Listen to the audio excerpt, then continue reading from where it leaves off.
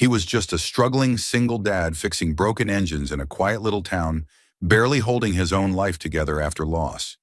She was a woman on the run clutching her injured child, showing up out of nowhere on a cold autumn night. He didn't ask questions. He simply opened the door. What happened next wasn't a miracle. It was something better. A story of kindness, healing, and the kind of love that finds you when you're no longer looking. Before we begin, if stories like this touch something deep in your heart, if you believe in second chances, quiet heroes, and the unexpected beauty of everyday goodness, then you're in the right place. Subscribe to the channel for more heartfelt stories like this, and let yourself be reminded that even small acts of kindness can change lives in the most extraordinary ways. Now let's begin. Struggling single dad took in a woman and her injured son.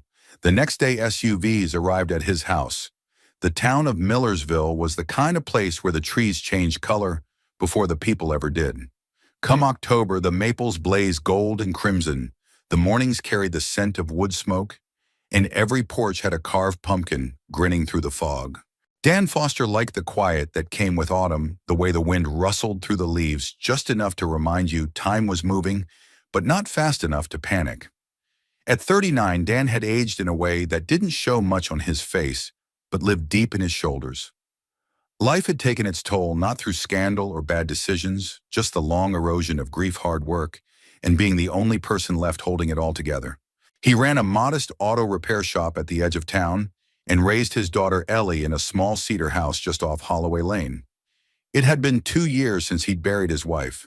Some wounds don't scab, they simply learn how to ache quieter. That evening, he was late picking Ellie up from her after-school art program. The shop had been a mess. Someone's truck wouldn't start, and the distributor cap had practically fused to the engine. By the time he closed up and wiped the grease off his hands, the sun had started its slow descent, casting long shadows across the back roads. "Sorry, Pumpkin," he muttered as he climbed into his old Ford with a thermos of lukewarm coffee and an apple he wouldn't eat. Ellie didn't mind. She never did. She had her sketch pad and her thoughts and a soul so gentle it made Dan feel unworthy some days. She was waiting on the porch steps of the school, kicking her little boots together, humming something off-key. When she saw him, she waved like he was a hero returning from war. "Hi, Daddy," she chirped, hopping into the truck with her backpack and a painting of a bear holding a balloon. "You always paint animals with balloons," he teased, starting the engine. "Because animals need hope too," she said with complete seriousness, and Dan felt something shift behind his ribs. They were halfway home, the sky darkening fast, and mist rolling off the edge of the woods when he saw her. A woman, standing on the side of the road, arms wrapped tightly around a boy who looked no older than Ellie. The boy was limping. No, he wasn't walking at all, just sagging against her one shoe, missing his socks, soaked and muddy. Her coat was too thin for the weather hair clinging to her face from the drizzle that had started falling without warning. Dan slowed instinctively, then stopped. "Daddy," Ellie whispered, "is she okay?" "I don't know." He set his hand already on the door handle. "Stay in the truck, sweetheart." He stepped out, his boots crunching wet gravel. "Ma'am, you all right?" The woman turned, startled. Her eyes were dark, wary. She clutched the boy tighter. "We're fine," she said quickly, but the strain in her voice betrayed her. The boy whimpered softly. Dan looked at the kid's ankle. Swollen. Not broken, but he wasn't walking anywhere soon. "You're not fine," he said gently. "That boy needs to get warm off that foot. There's a clinic 10 minutes from here, but they're closed now. I live 5 minutes up. We've got a couch, hot soup, and a first aid kit." She shook her head. "We can't intrude." "It's not intruding. It's help." The woman hesitated. Her eyes flicked to the truck, where Ellie was now pressing her face to the window, watching them both. The woman's grip on the boy loosened slightly. "My name's Dan," he said. "That's my daughter Ellie. She'll talk your ear off, but she's harmless." The woman took a long breath. "I'm Grace," she murmured. "This is Leo." Leo didn't say anything, just stared at Dan like a wounded animal might, fearful, but too tired to flee. "Come on," Dan said. "Let's get you inside." 15 minutes later, they were in Dan's small living room. Grace sat stiffly on the edge of the couch, eyes scanning the room, as if it might shift into something dangerous. Leo lay curled beneath Ellie's favorite blanket foot, propped up on a pillow, while Ellie offered him her stuffed raccoon so he wouldn't be lonely. Dan knelt beside Leo, gently wrapping the ankle with a cloth bandage. Doesn't feel broken, he said. But you'll want to stay off it. Ice'll help. Grace looked down at her son, then up at Dan. Her eyes were less guarded now, but not by much. Thank you, she said, and Dan heard something in her voice that sounded like surprise. Not gratitude, a surprise that someone might care. I made soup, Ellie announced from the kitchen, her nose barely clearing the counter. You helped open the can, Dan corrected, chuckling. Same thing. Dinner was a quiet affair. 2 bowls of tomato soup, 1 grilled cheese sandwich split in half, and saltines in a chipped bowl. Ellie chattered between bites. Leo didn't speak at all, but his hand stayed clenched around the raccoon. Grace ate slowly, like someone unaccustomed to being fed. When the dishes were done and the kids tucked into makeshift beds on the living room floor, Dan poured 2 cups of tea. He handed one to Grace and leaned against the counter across from her. You don't have to tell me anything, he said. But if you need a ride somewhere tomorrow, I can take you. No questions asked. Grace looked down into the tea like it might give her answers. Thank you, she said again. Then after a pause, it's been a long time since anyone offered anything without asking for something first. Dan didn't reply. He didn't need to. The clock ticked gently in the kitchen. Outside, the wind sighed through the trees, and for the first time in years, the house didn't feel quite so hollow. The next morning arrived with the scent of pine and wood smoke drifting through the cracked window in the living room. Golden light pooled across the floorboards, inching toward the blankets where 2 small figures still slept. Ellie was sprawled on her back, one arm tossed over her stuffed raccoon, her soft breaths a quiet rhythm. Beside her, Leo lay curled into himself, his brow furrowed, even in sleep, as if fighting off dreams he hadn't invited. Dan stood in the kitchen, quietly scrambling eggs in a cast-iron skillet. He didn't usually cook breakfast on weekdays. Ellie was a cereal and milk kind of kid, but something about having guests, especially ones who arrived under such strange circumstances, stirred a sense of duty in him that went beyond manners. It wasn't about being polite. It was about dignity. If someone came through your door, hurt and cold, you fed them. He glanced toward the hallway where Grace had taken the guest room. The door was still closed. She hadn't said much the night before, only the basics. Her name, Leo's, and a quiet thank you that felt like it had to crawl over years of silence to reach her lips. Dan didn't push her. He wasn't a man who demanded stories.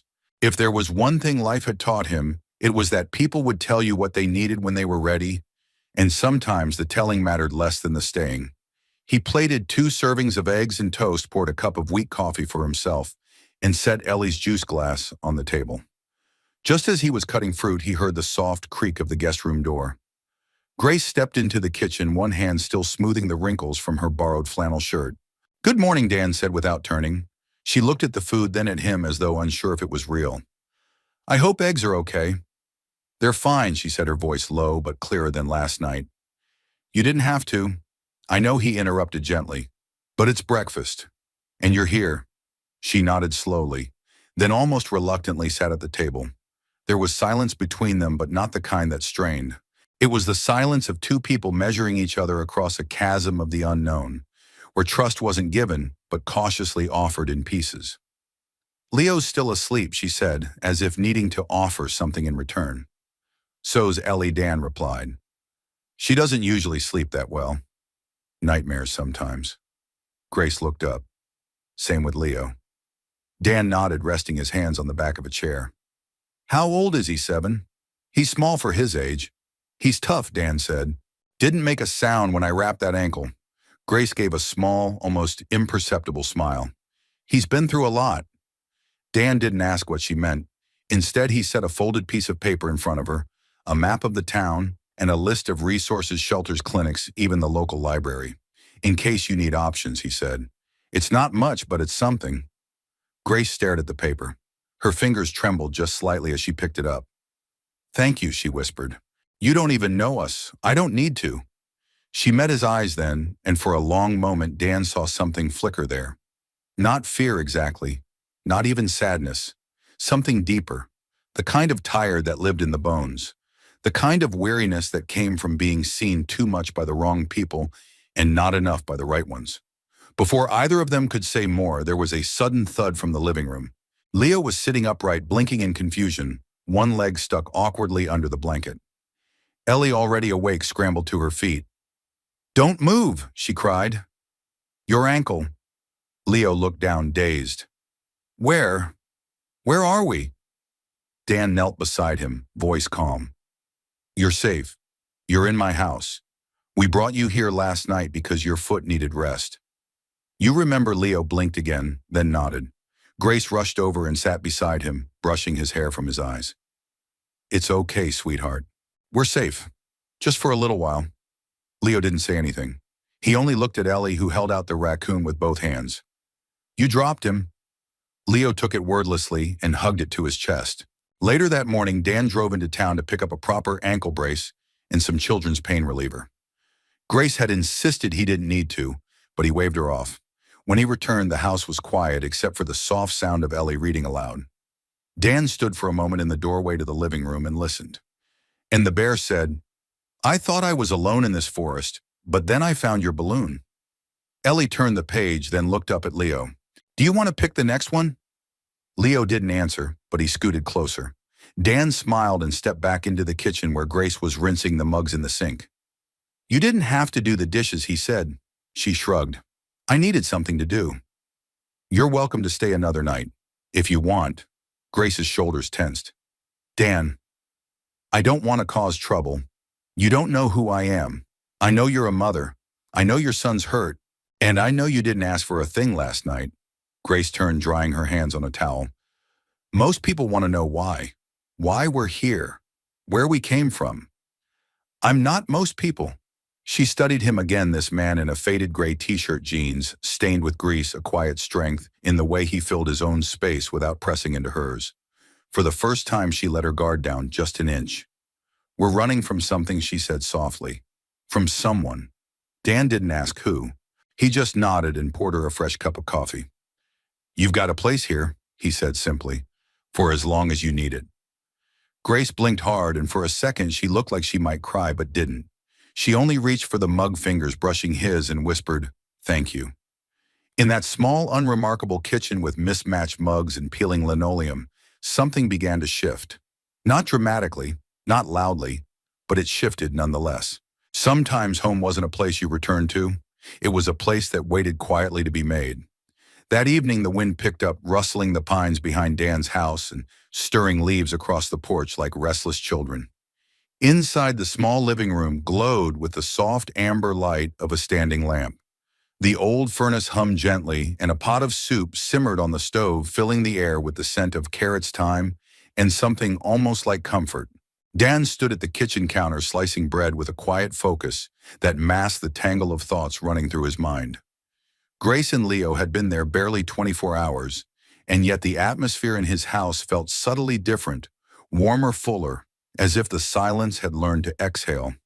Behind him, Leo sat propped on the couch with Ellie beside him, both kids wrapped in mismatched blankets. Ellie was holding a book in her lap, reading aloud with all the gravity of a schoolteacher. Every few sentences, she paused to explain a big word to Leo, who listened attentively, but still said little. That didn't seem to matter to Ellie. She talked enough for both of them. Grace, meanwhile, stood at the sink washing a few dishes, left over from lunch. She had insisted gently but firmly, and Dan hadn't argued. There was something in her that needed the small order of doing something with her hands. A rhythm, a purpose. Dan cleared his throat softly. "Soup's almost done." Grace looked over her shoulder and nodded. "Smells incredible." He offered a small half-smile. "Don't get your hopes up. It's mostly canned stuff and wishful thinking." She allowed a flicker of amusement to pass across her face. "Well, your wishful thinking beats anything I've cooked lately. You strike me as someone who knows her way around a kitchen." Her hand hesitated on a plate. "I used to," she said quietly. Dan didn't push. He only turned back to the stove and began ladling the soup into bowls. There were three, the only matching set he owned. For a moment he stared at them, unsure. Then he opened the cupboard, pulled out a fourth, and set it beside the others. At the table, the kids clambered into their chairs with the clumsy enthusiasm only children have. Leo sat close to Ellie but didn't make eye contact. Ellie chatted as she unfolded her napkin. Grace approached slowly, wiping her hands on a dish towel. When she saw the fourth bowl, she paused. Dan looked up. "You hungry?" She nodded once, then took the seat across from him. They began to eat. The first few minutes were quiet, filled only with the clink of spoons and occasional slurps. Ellie swung her legs under the table and peppered Leo with soft questions: his favorite color, his favorite dinosaur, whether he liked peanut butter.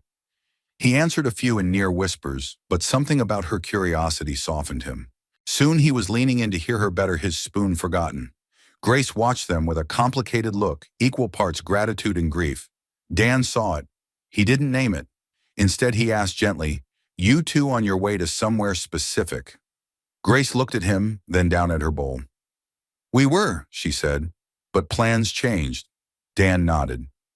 "Well, this town isn't much, but it's got good people, and the coffee's decent if you know where to look." She smiled faintly. "Do you always bring strangers into your home?" "No," he said, "only the ones with brave little boys and mystery in their eyes." Grace's smile widened a fraction, then fell just as quickly. "I'm not running a scam, Dan," she said, her voice suddenly sharper. "I'm not here to take advantage of your kindness. I know that. You don't even know who I am. I don't need to. I know enough." "Do you?" He met her gaze steady and unflinching. "You're someone who protects her kid. Someone who doesn't ask for help unless she's cornered. Someone who doesn't trust easily, but still says thank you when it counts. That's enough for me." Grace swallowed hard, then looked away, blinking fast. She reached for her water glass and took a sip to steady herself. Leo, unaware of the tension, suddenly spoke up. "Miss Ellie said I can sleep with her raccoon tonight." Dan glanced at his daughter. She offered. Ellie nodded solemnly. "He gets scared sometimes, and he doesn't snore. Leo can borrow him." Dan gave her a look. "Didn't you say last week that raccoon was your most precious nighttime companion?" "I can share," she said with a shrug. "You told me that's what good people do." Dan's heart caught in his throat. Grace looked down at her son, eyes glistening. After dinner, the kids returned to their blanket fort on the floor. Dan cleaned up the table while Grace quietly dried dishes again. The rhythm between them was almost domestic, and it scared her more than she expected. She broke the silence. "You shouldn't get used to us being here." Dan wiped a dish. "Why not? Because we won't stay. We can't." He turned to her, leaning his weight on the counter. "Is someone looking for you?" She hesitated. "You don't have to tell me. Not now. But if someone's after you, if you're in danger, I need to know." Grace looked away. "It's complicated." Dan nodded slowly. "Most things worth protecting are." She didn't respond, but she didn't walk away either. Later that night, as the kids drifted into sleep under their blanket, Fort Dan sat on the porch steps, coffee cup in hand, watching the stars try to punch through a thick veil of clouds. The night was colder now, the kind that made you pull your jacket tighter and your thoughts closer. He didn't know what Grace and Leo were really running from, but he knew this much: the house had been empty too long. And something about that woman and the quiet boy who hadn't smiled until Ellie handed him a raccoon made the place feel like home again, if only for a little while. The morning began with the low rumble of tires crunching gravel, an unfamiliar sound on Holloway Lane, where the loudest thing most days was the creak of Dan's porch swing or the occasional deer rustling through brush. Dan had just stepped out to check the mailbox when he heard it: 3 large black SUVs gliding slowly down the road, windows tinted, moving with the precision of a funeral procession. He froze, squinting toward the tree line. These weren't local vehicles. Too polished. Too uniform. Something in his gut turned cold. Inside the house, Grace was folding the blanket Leo had used the night before. The boy was still asleep, one arm flung across Ellie's raccoon. The children's breathing filled the silence like a lullaby. Dan re-entered the house and locked the door behind him. "Grace," he said quietly. She turned. His face told her everything. She didn't ask. She didn't need to. Instead, she moved faster than he'd seen her move before, straight to the kids. She knelt by Leo, smoothing his hair once, then stood and faced Dan. "They found us." "Who?" he asked, stepping closer. She shook her head.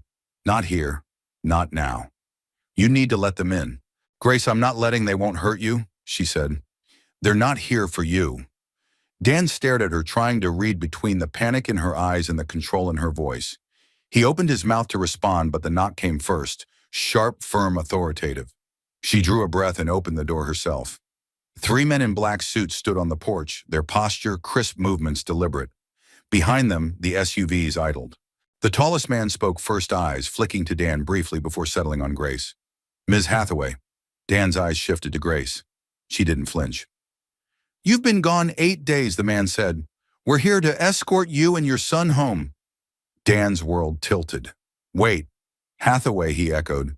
As in, Hathaway Industries. Grace finally looked at him. Her voice was low, steady. My family. Dan stepped back stunned. His mind raced.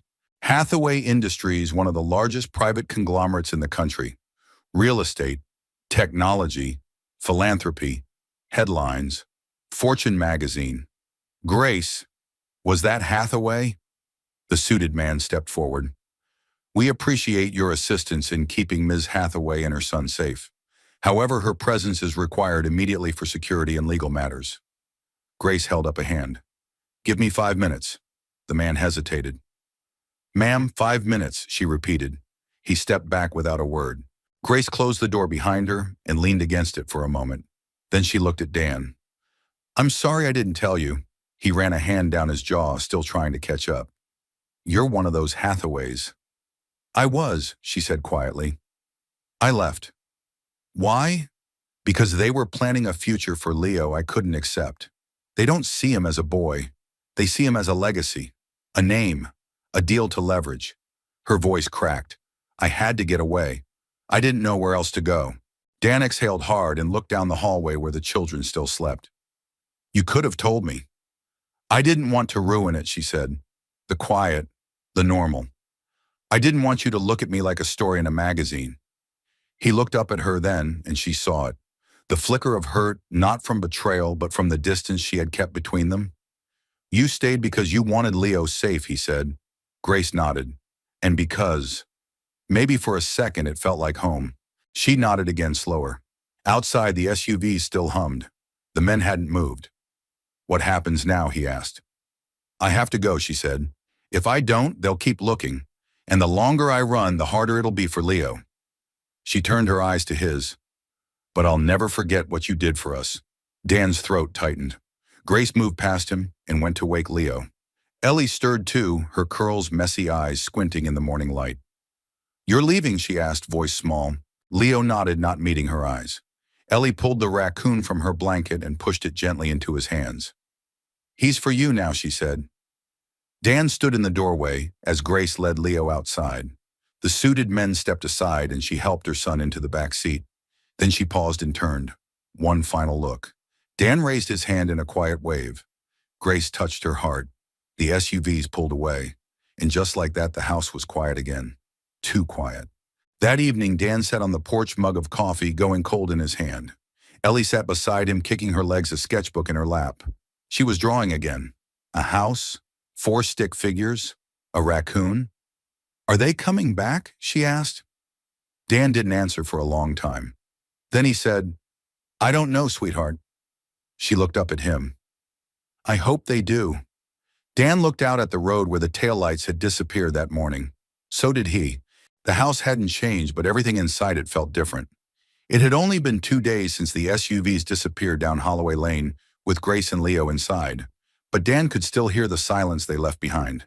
It wasn't the peaceful, solitary kind he used to find comfort in. This was different, hollow, uneven, like something essential had been peeled away, leaving the rest of the house tilting to one side.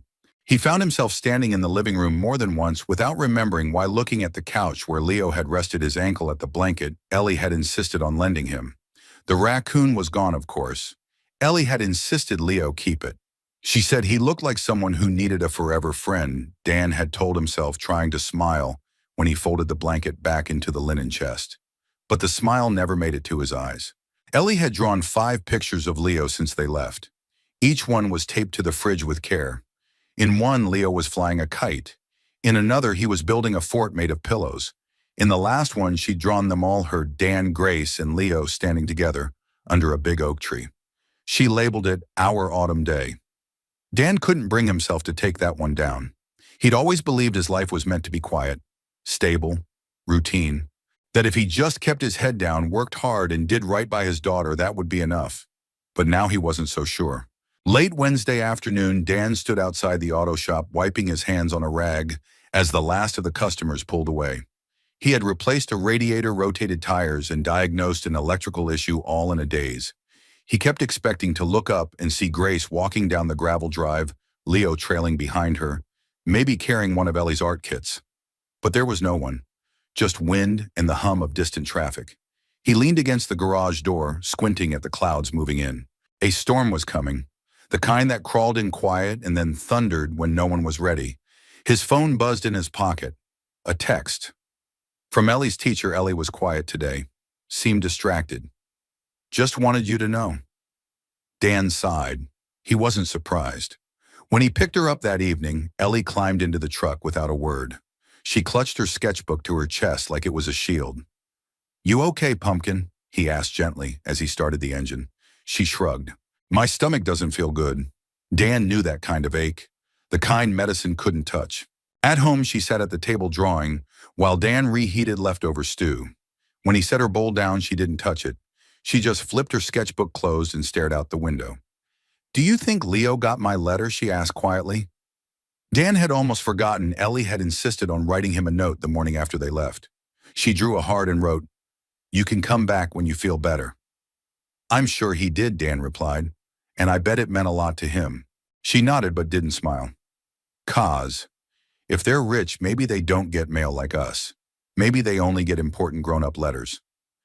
Dan sat across from her, resting his elbows on the table. "I think the most important letters are the ones that come from kids who care." That earned him a half smile, the kind that took effort.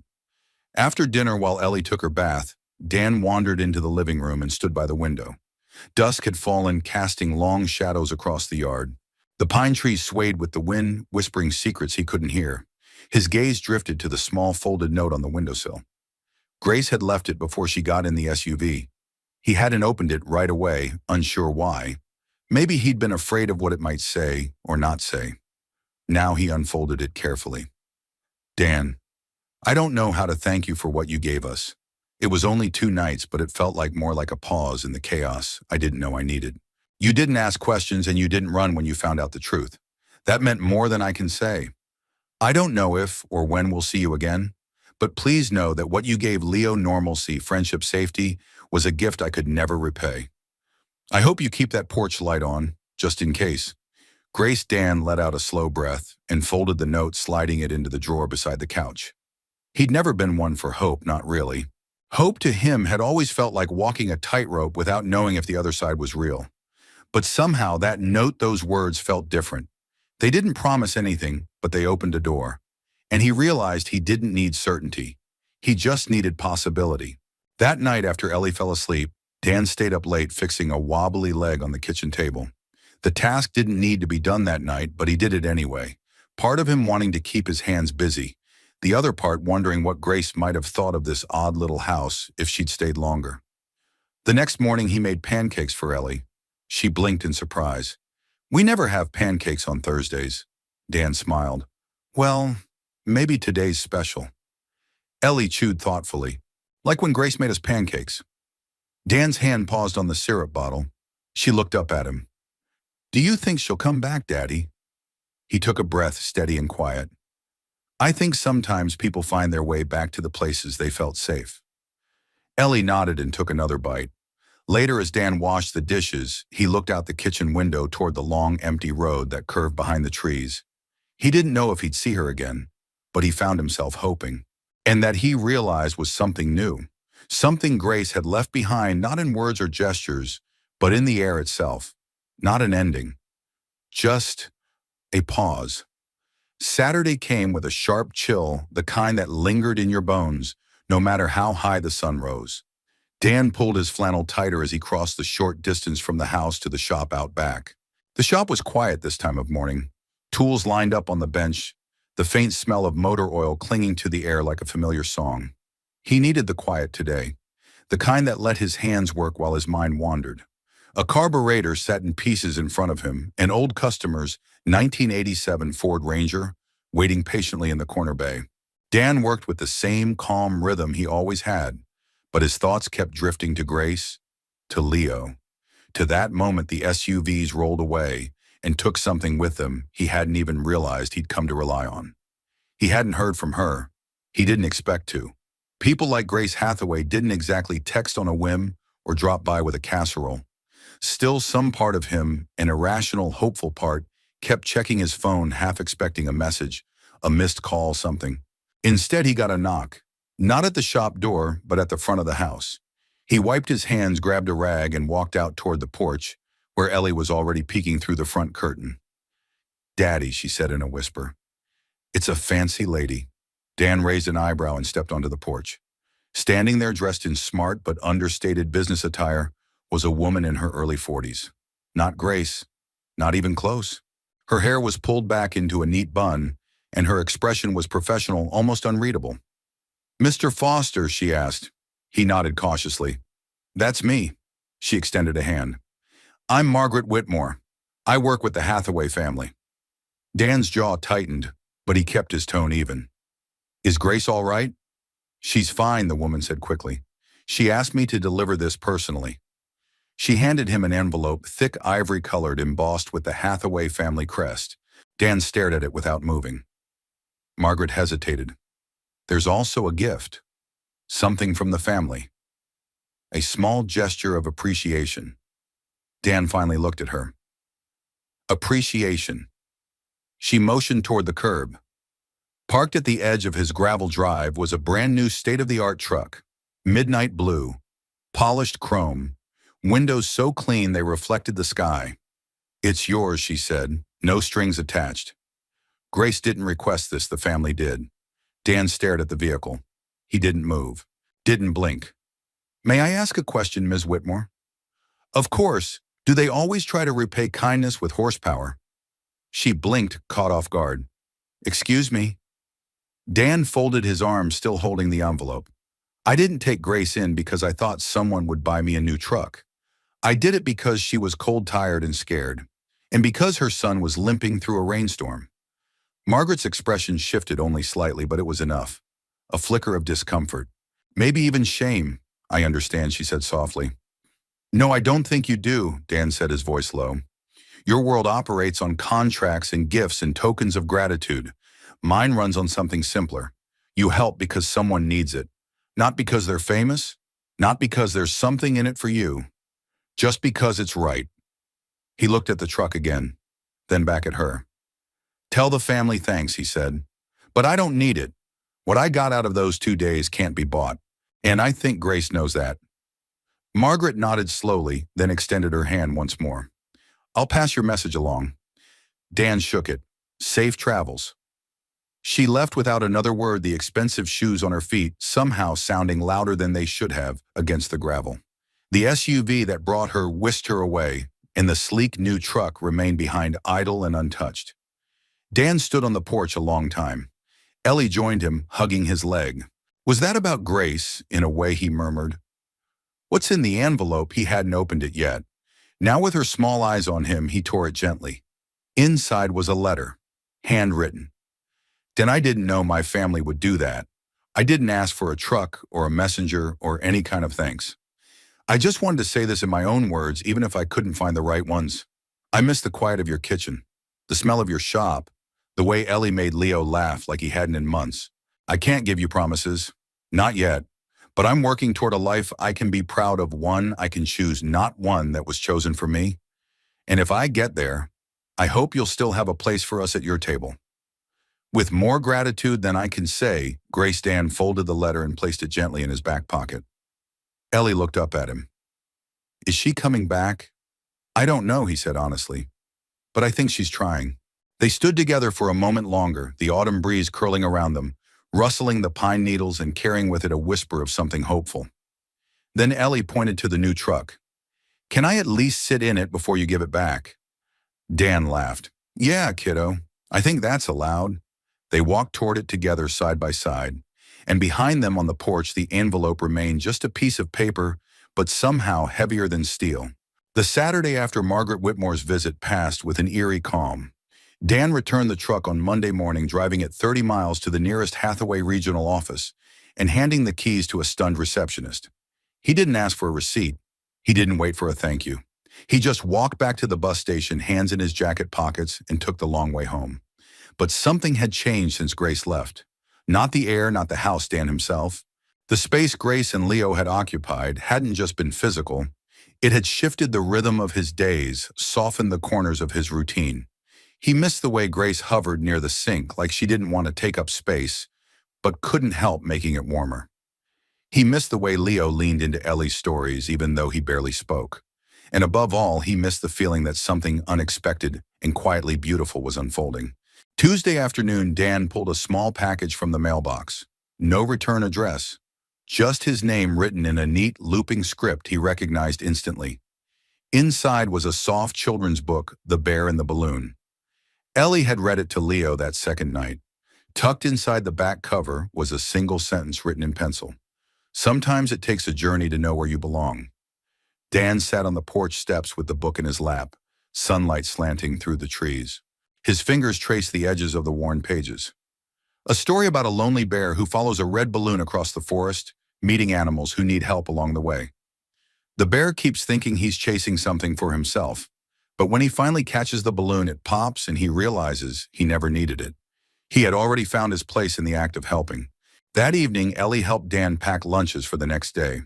She hummed as she worked, folding the napkins into clumsy triangles and carefully labeling each sandwich bag. "Do you think Leo reads the books I sent him?" she asked. Dan smiled gently. "I bet he does." "I think he's brave," she said, "but not the loud kind, the quiet kind like you." Dan swallowed the lump in his throat. "Yeah," he said softly, "the best kind." Ellie bit her lip. "If I keep drawing him pictures, do you think that's a way to help him not forget us?" "I think it's the perfect way," he said. "Sometimes the things we make with our hands are what stay in people's hearts the longest." On Wednesday, Dan took Ellie to the library after school. She darted toward the children's section while Dan lingered in the nonfiction aisle, pretending to browse while his mind wandered. The place was nearly empty the way small-town libraries usually are in late fall. The quiet was comforting, familiar, until he saw her, not Grace. A woman standing near the community board pinning a flyer with a trembling hand. She was young 20s, maybe wearing a thin sweater and jeans a size too big. Her eyes were red, her hair unbrushed, clutching the hand of a toddler who kept trying to reach for the donation jar beside the circulation desk. Dan didn't approach her. He didn't want to scare her. But he watched as the librarian, a sharp-tongued older woman named Mabel, spoke gently to the young mother, offered her a list of local shelters, even handed her a paper bag filled with snacks. And that was when Dan felt it again, that familiar pull low in the chest, like something asking to be answered. On the walk back to the truck, Ellie chattered about the 3 new books she'd borrowed, but Dan's thoughts lingered elsewhere. "Daddy?" she asked, tugging his sleeve. "Yeah, you're being quiet." He smiled down at her. "Just thinking. About the girl with the baby." He raised an eyebrow. "You saw her too." Ellie nodded. She looked like Grace. Dan blinked. She hadn't. Not really. But Ellie wasn't talking about appearances. She was talking about the weight in the woman's shoulders, the fear in her silence, the exhaustion of someone who had nowhere else to go. That night after Ellie went to bed, Dan pulled out a legal pad and started writing. It wasn't a letter. It wasn't even meant for Grace. It was a list. Ideas for a community garage night, free oil changes for single parents, partner with local food bank, invite library for kids' story corner, maybe get volunteers from the high school auto class. He stared at the list, tapping the pen. He didn't have wealth. He didn't have pedigree or power, but he had tools. He had time. And he had the memory of a woman standing on the side of the road clutching a child in the rain, and how everything changed because he stopped. Dan didn't know if Grace would ever come back, but what she'd left behind, her gratitude, her bravery, her story had planted something, not longing, not regret, purpose. 2 days later, Dan stood in the kitchen, sipping coffee when Ellie raced in from the porch, breathless. "There's a lady at the bakery," she panted. "Miss Carla said she looks like a movie star, but acts like a friend." Dan frowned. "What do you mean she's helping hand out cookies to the kids whose moms are in the shelter?" "She didn't say her name, but she has Leo's raccoon in her bag." Dan felt the cup slip slightly in his hand. He didn't run. He didn't rush. He just nodded, reached for his jacket, and told Ellie to put on her shoes. They walked down the block to the bakery, small, warm, packed with the scent of cinnamon and butter. And there, standing near a tray of sugar cookies, her sleeves rolled up, hair tied back, was Grace. No security, no press, just her. She turned at the sound of the bell. Their eyes met. No words, just breath. Then a slow, cautious smile. Grace stepped forward, not with apologies, not with grand declarations, but with the quiet certainty of someone who'd walked a long way to get back to where she belonged. Dan reached into his pocket. He didn't know why, but he still carried the note she left behind. And now he finally understood what she meant. Please keep the porch light on. She had seen it, and she'd come home. The bell above the bakery door jingled a second time, softer than the first, as Dan and Ellie stepped inside. Warmth hit them immediately, oven heat, sugar, cinnamon, vanilla. But that wasn't what made Dan's heart stop. It was the sight of Grace. She wore no makeup, no designer coat. Her sleeves were dusted with flour, her hair twisted in a loose knot like she hadn't looked in a mirror all day. And yet to Dan, she had never looked more beautiful. Grace met his eyes across the room, not with surprise, with recognition, a quiet knowing. She'd come to find them. Ellie didn't wait. She bolted forward, arms wide. Grace! Grace crouched just in time to catch her wrapping Ellie into a flowery embrace that made a few sugar cookies tumble from the tray beside them.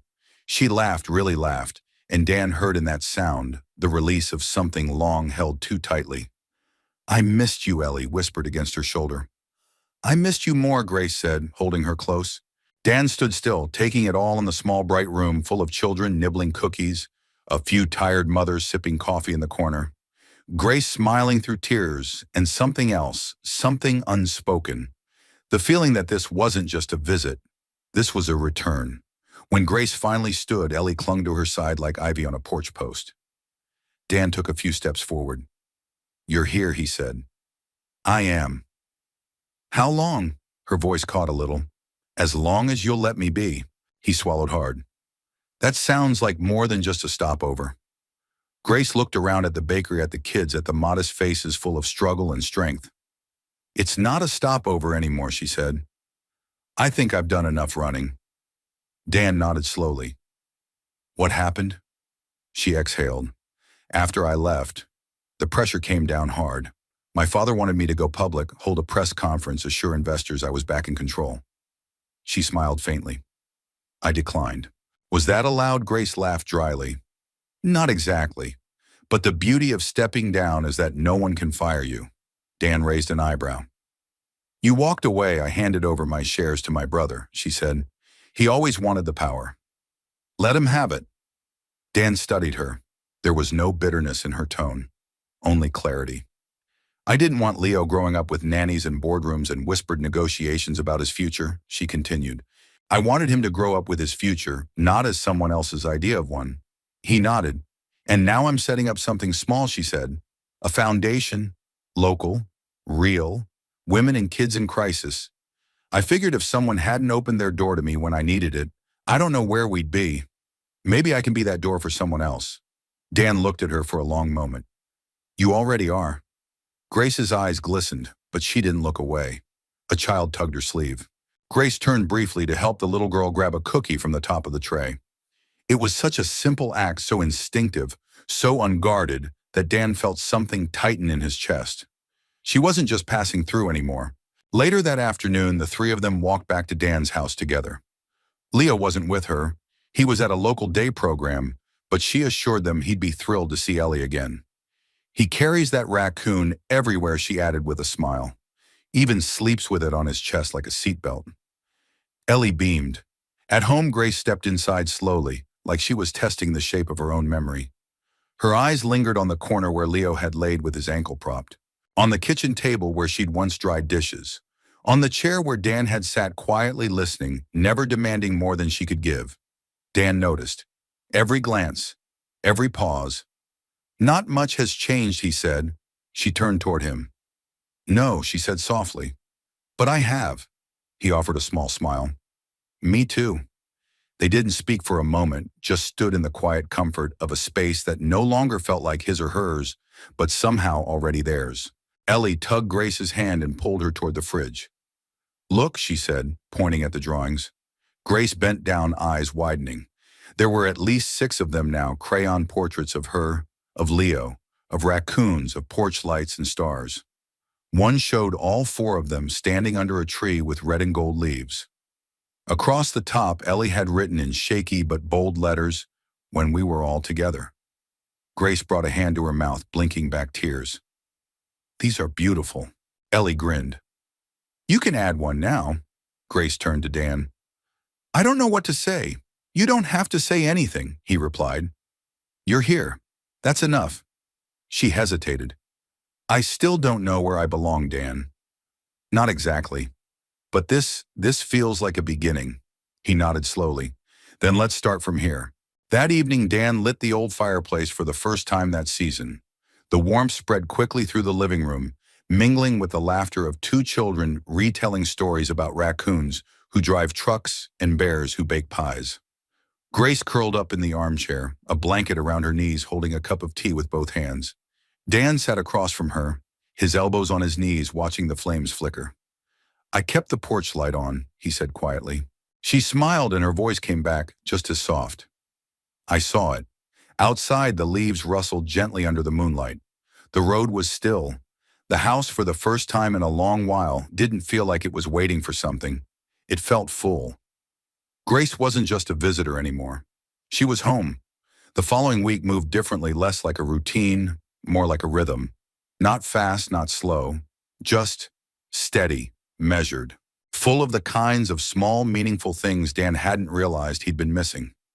Grace and Leo didn't just blend into his and Ellie's lives. They reshaped them. Morning routines shifted, meals stretched longer. Laughter returned to corners of the house where it had long been quiet, and yet none of it felt forced. No one claimed space, they simply offered it, and the others stepped in.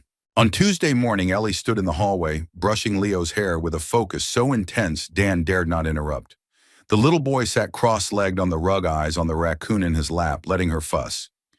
"You have too many cowlicks," she muttered, frowning. "It's like brushing a porcupine." Leo gave a half smile. "Sorry, don't be," she said. "Porcupines are cool."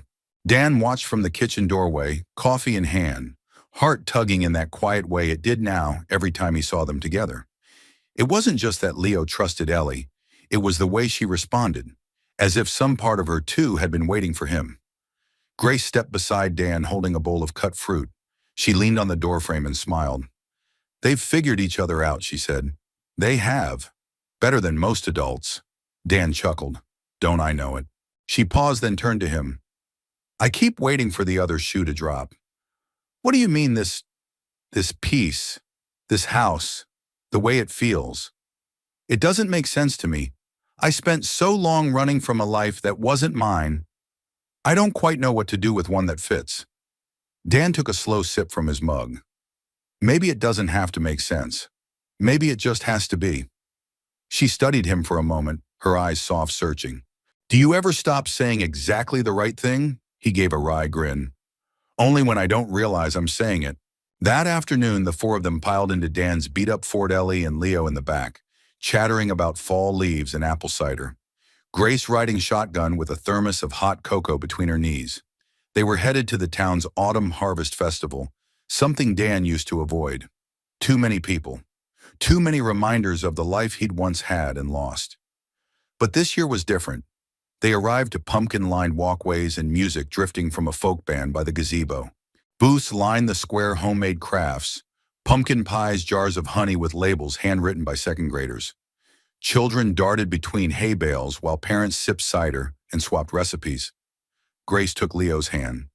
Dan held Ellie's, and for a moment it looked like they had been doing this for years. "Let's do the corn maze," Ellie cried. "Only if you're leading," Dan replied. "Deal." They wandered together, laughter bouncing off the stalks.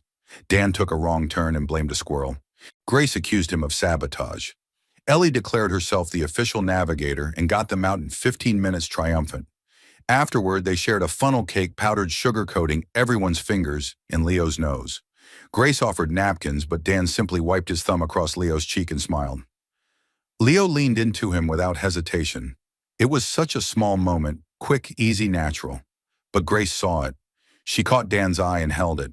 Not with surprise, with gratitude. Leo wasn't just safe here, he belonged.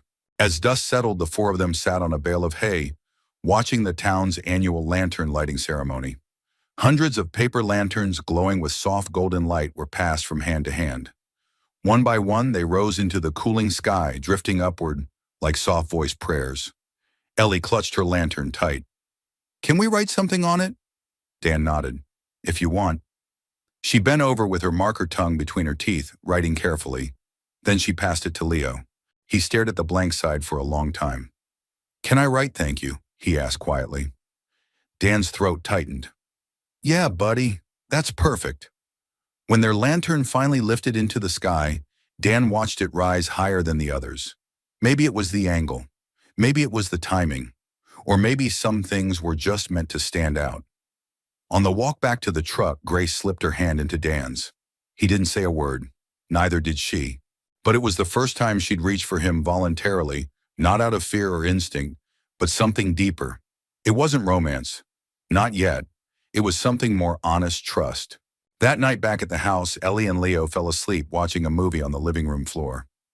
Grace covered them with a blanket, tucking the edges in carefully. Dan stood in the doorway watching her. "You're good with them," he said. "I love them both," she replied, brushing hair from Leo's forehead. "And I trust you with him. That's not something I've said about anyone in a long time." Dan stepped into the room, voice low. "What made you come back?" Grace looked up at him, eyes tired but clear. "Because every place I ran to felt like escape. This was the first place that felt like home." He nodded, his voice rough. "Then stay. Not just for the night. Not just for the fall festival. Stay." She stood slowly, meeting his gaze. "Dan, I know we're not perfect, but we're trying. And sometimes trying is enough to build something real." Grace stepped closer. "I want Leo to grow up where kindness isn't just a story," she said. "Where people show up. Where porch lights mean something." Dan's hand found hers again. "Then let's build that," he said. "One day at a time." They stood in the glow of the fireplace, the soft crackle of embers filling the silence between them. And in the other room, two children slept safe, warm, wrapped in the kind of love no fortune could buy. A family not by blood, but by choice. The mornings in Millersville had turned crisp cold enough for breath to linger in the air, warm enough for sweaters instead of coats. The change in season was subtle, but Dan felt it in more than just the wind. He felt it in the way Grace stood closer to him in the kitchen, in how Leo reached for his hand now when they crossed the street, in the rhythm of 4 toothbrushes instead of 2 by the bathroom sink. They were becoming a family. But even the gentlest bonds require time to strengthen, and sometimes, just as something begins to settle, it trembles under the weight of old fears. It started on a Monday. Leo had a nightmare. Dan heard it before anyone else. The cry wasn't loud, it was strangled, panic, the kind of sound that came from deep inside a child who had learned to suffer quietly. Dan moved fast, crossing the hallway to the small guest room. Grace was already there, arms around her son, murmuring softly, "I'm here, baby. I'm here. You're safe." Leo's chest heaved, his eyes wide and unfocused. Dan crouched beside the bed. "Hey, Leo. It's okay. You're in your room. Nothing bad's here." The boy turned toward him, still shaking. He gripped Dan's shirt with trembling fingers, the way a child might cling to a lifeline. Dan didn't hesitate. He scooped him gently into his arms like he had with Ellie 1,000 times before. Grace followed them into the living room, where Dan settled into the worn armchair, with Leo curled against his chest. They sat in silence for several minutes, the fire in the hearth throwing soft orange light across the floor. "He was dreaming about the house," Grace whispered from the edge of the couch. "The old one. With my father." Dan's jaw tensed. Grace stared at the flames. "My father never hit him. He didn't have to. His expectations were like steel bars, always watching, always measuring. He used to talk about Leo like an asset, as if he were a company being groomed." Dan looked down at the boy, slowly relaxing in his arms, the tension fading from his shoulders, sleep tugging at him again. "No child should feel like they have to earn love," he said quietly. Grace's voice broke. "That's why I left. That's why I ran. You did the right thing." She nodded slowly, tears catching in her lashes. Later, after they tucked Leo back into bed, Grace lingered in the hallway. "I've been thinking," she said, "about staying." Dan turned toward her. "You are staying. I mean, really staying. Buying a place here, starting fresh, Enrolling Leo in school? Dan stepped closer. That sounds like something permanent. It is, she said, but it scares me. Why? Because what if I fail again? What if the people I'm trying to protect get hurt anyway? What if this, she gestured between them, is too fragile? Dan took her hand. Grace, nothing worth building is easy. But this isn't fragile. You're not alone this time. You don't have to carry everything by yourself. She didn't say anything, just leaned forward and rested her forehead against his chest. And Dan stood there holding her, letting the silence speak for them both. The next few days passed quietly. Grace visited the community center she was helping fund.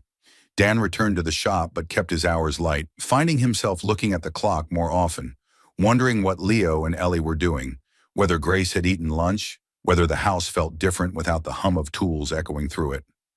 On Thursday evening, as the sun dipped below the hills, Dan came home to the smell of baked apples and cinnamon. Grace had tried a new recipe. One of the old women from the church had passed it along during the community potluck the week before.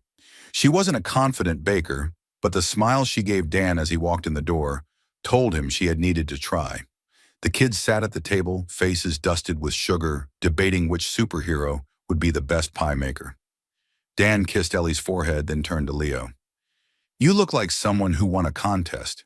Leo grinned. I ate too. Grace narrowed her eyes playfully.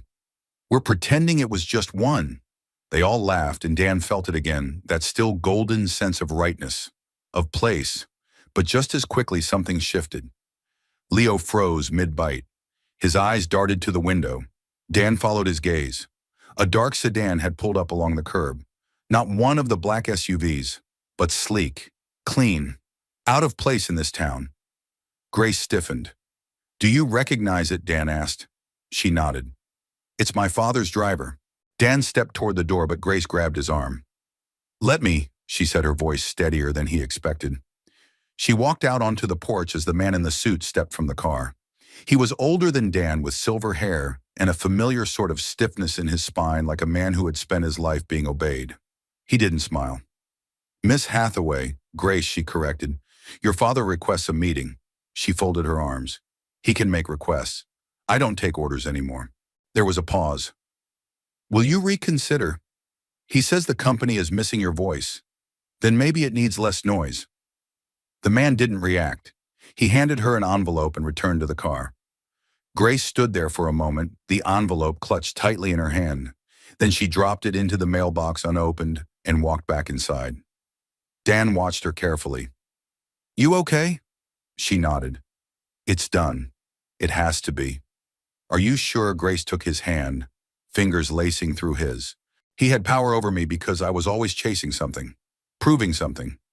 But I'm not chasing anymore. He brushed a strand of hair from her face. What are you doing instead? Choosing, she said, and I'm choosing this. Dan didn't need to say anything. He just held her hand and pulled her gently into the warmth of the house, where the scent of cinnamon lingered, and two children laughed without fear. It wasn't perfect, but it was real. And for the first time in years, that was more than enough. It was the first truly cold morning of November. Frost glazed the porch railings, turning every wooden slat silver under the rising sun. Dan stood outside, coffee mug in hand, watching his breath cloud in the air. He'd always loved this time of year before the snow fell, before the holidays swelled with their ache of memory. It was a quiet season, the space between, but today didn't feel quiet. He felt it before he saw it, a stillness, a tension in the house, like someone had exhaled and forgotten to breathe in again. Inside, Grace was folding laundry, but her movements were stiff, measured. Leo sat on the couch watching a cartoon, but his body was curled tight around the raccoon Ellie had given him, his eyes barely on the screen. Ellie, sensing something, the way only children do, had gone quiet too. Dan walked in slowly, setting the mug down. Something happened. Grace didn't look up. I got a letter, not from my father, from his attorney. Dan's pulse kicked up. What does it say? She set down a towel. He's filing for emergency visitation rights. With Leo. Dan blinked. What? Grace nodded. He claims I'm mentally unfit, that I've distanced my son from necessary care and family oversight. Dan stepped forward. That's Grace, that's a lie. I know, she said, voice tight. But he's powerful. And he knows how to make lies look like concern. Dan's fist clenched. You don't have to face this alone. I'm not, she said. Not anymore. But that doesn't make it less terrifying. She finally looked at him then, and he saw it, the fear she was trying so hard to hide. Not fear for herself, for Leo. I can fight this, she said. I will. But it means we'll be watched. There'll be home visits, interviews, maybe even a custody hearing. Dan didn't flinch. Then we'll clean the place up and answer their questions. You'd be okay with that, Grace. If I cared about appearances, I wouldn't be raising a 6-year-old in a house with a duct-taped coffee table. She gave a soft, broken laugh. I love that coffee table. He moved toward her, sliding his hand into hers. He won't win. Not this time. The next week was a blur. A social worker showed up unannounced one morning, clipboard in hand, eyes sharp but not unkind. She spoke to Grace, to Dan, to Ellie. She spent 30 quiet minutes with Leo, who said little but showed her his favorite book and the raccoon he slept with every night. After she left, Dan found Grace in the hallway, hands trembling. She asked me if I had a support system, she whispered. I almost laughed. 6 months ago I didn't. And now I do.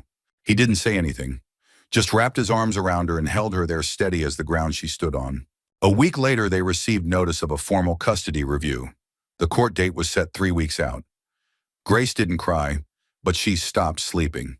Dan noticed her awake at 2 a.m., curled on the couch, staring out the window like she was waiting for something, some answer that hadn't yet arrived. Talk to me, he said gently one night. She didn't turn to him. I keep thinking, what if I lose him? What if they decide I'm too unstable, too impulsive? What if all the running I did becomes proof I shouldn't have him?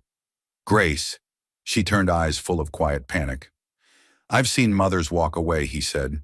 You didn't. You ran toward something better, toward safety, toward him. She shook her head. But what if that's not enough? Dan moved to the couch, sat beside her. Then we show them what is. The love in this house. The joy. The routine. The way Ellie and Leo read to each other. The fact that the raccoon has its own toothbrush. We show them this life. Grace looked at him. You really believe we can win? He nodded. I believe you've already won. The rest is just convincing them. A few days before the hearing, a letter arrived. Not official, personal, handwritten. Dan brought it in with the mail and placed it in Grace's hand. She opened it slowly, then stared at the contents for a long time. He waited. It's from my brother, she said finally. Andrew. Dan remembered the name, the one who had taken over the company, the one who'd always played by their father's rules. He says he wants to testify. For me. Dan's brows lifted. That's unexpected. Grace smiled faintly. Not entirely. Andrew was always loyal, but not heartless. She folded the letter carefully. He says our father has crossed a line, that he wants no part in punishing me for leaving. Dan placed a hand on her shoulder. That changes everything. Grace nodded slowly. Yes, it does. That night after dinner, Grace took Leo outside with a lantern and 2 small candles. The stars were out bright and wide, and the wind was gentle for once. Ellie ran ahead, showing Leo how to balance the candle without letting the flame flicker out. Dan watched from the porch, arms crossed, heart so full it ached. Grace came up beside him. He's smiling again. Dan nodded. He looks like a kid, not an heir. She laughed softly. Exactly. They stood together, watching their children light up the night. And in that moment, Dan realized something. This wasn't just a home. It was a haven. A quiet fortress built not with stone or wealth, but with kindness, with presence, with trust. And tomorrow, when they walked into that courtroom, they wouldn't walk in broken. They would walk in whole, together.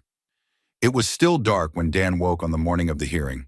The house was quiet, not with tension, but with intention. The kind of silence that settled in just before something important, something life-changing, the way snow quiets the earth before the first light breaks through. Dan sat on the edge of the bed, feet touching the cold floor. He didn't rush. He let the moment sink in. Today they would walk into a courtroom. They would speak, answer questions, and hand over their hearts to a system that didn't always see hearts. But they wouldn't walk in alone. When he entered the kitchen, Grace was already there, hair brushed, smooth, eyes soft but determined. She wore a simple navy dress, nothing flashy. Just enough to say, I'm steady. I'm ready. Dan offered her a mug of coffee. She took it with both hands, their fingers brushing. They didn't speak much over breakfast. Ellie helped Leo with his socks. Dan straightened Leo's collar. Grace packed tissues just in case. At 8:00 a.m., they walked out the door together. The courthouse was small, just a few brick rooms and a second-floor courtroom that smelled faintly of paper and old wood. The bench was polished but worn like everything in Millersville, modest, honest, used. Leo gripped Grace's hand. Ellie sat beside him in a navy cardigan and purple headband, clutching her sketchbook to her chest. Dan stood tall, the calm center of it all, his presence anchoring the space between them. When Grace was called, she stood without trembling. Her voice, though soft, did not waver. She told the judge about the fear, the running the moment Leo twisted his ankle in the woods, and how they ended up on Dan's porch cold, desperate, and without expectation. "I thought no one would open the door," she said. "But he did. And he didn't ask for explanations. He just helped." She paused. "And when I left, I realized I'd left the first real home Leo had ever known." Dan watched her closely.